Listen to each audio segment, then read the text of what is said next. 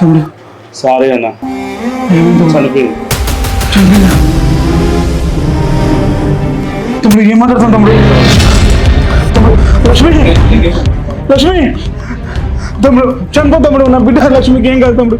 లక్ష్మి, లక్ష్మి, అయ్యో లక్ష్మి, లక్ష్మి,